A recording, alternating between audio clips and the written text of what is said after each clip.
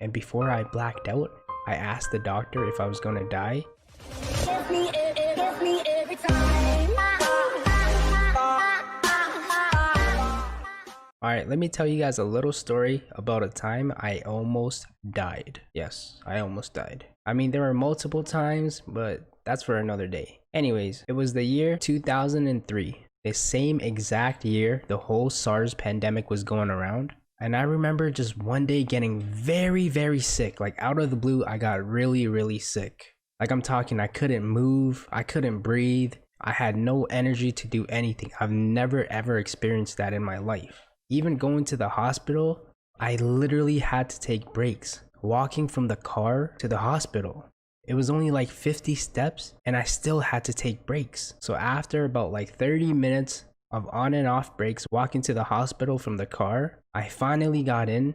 I was interviewed by the front receptionist and I literally checked off every symptom of SARS. They asked me if I had a fever, check. Cough, check. Difficulty breathing, check. Big head, small brain, check. You name it, I had it. And bro, it was crazy. I was rushed to the emergency room right away. And I do apologize to all those people that I cut in line because there were a lot of people waiting there. I'm sorry folks, it was an emergency. The waiting room was insane. People were bandaged up, bleeding out, bruised up. I heard a kid say he was waiting there for 9 hours. 9 hours! Can you believe that? 9 hours! And sheesh, here I am walking in with SARS, skipping everyone in line. I got straight to the front like I was some kind of Pokemon tier 3 sub waiting to resub every first of the month. Man, I felt like a VIP. Yeah, but in all honesty, I was extremely scared. I thought I was gonna die. I was a kid with SARS and all you saw on the news were death tolls. Every day the number just goes up and up. Like, am I gonna be death number 1329 or something? Should I just fight this for an hour, then die and be death number like 1337? That'd be crazy. But yeah, jokes aside, it was crazy.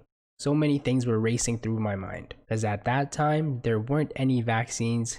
There was literally no cure. And I was honestly so weak, I couldn't even change myself. The nurse made me change into that gown that patients wear, and bruh, I was so exhausted I couldn't even do that right. I just gave up halfway and walked to my deathbed half naked. You can even ask my aunt, she was there with me and she literally saw me butt naked. I was covering the front, of course, you dirty kids. I just gave up on the back, so like the front was covered, but the back, I just gave up. So the doctors put me through multiple x-rays, multiple scans, like they put me through some tube thing. It was all dark. I was kind of scared, not gonna lie, because I seen these things in movies and man, I'm gonna be laying there half awake, half naked, then the doctor's gonna cut off one of my arms and glue some other man's arm to me, and for the rest of my life, I'm only gonna be able to control one hand. And some weirdo is gonna be controlling the other hand. He's gonna be waving to people I don't know, slapping people I don't know, opening doors when I want it closed. Yeah, it's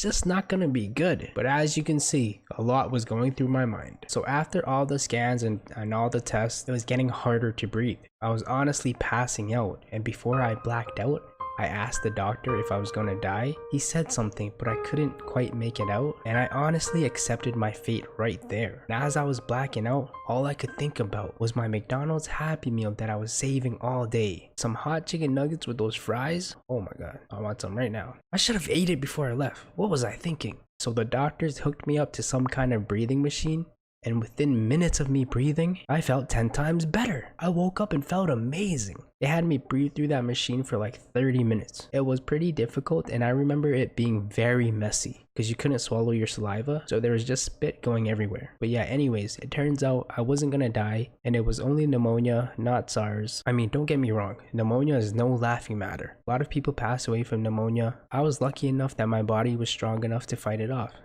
So consider me lucky. And I don't know why, but pneumonia has a P in it. Is it supposed to be pronounced pneumonia? Pneumonia? Pneumonia. Yeah.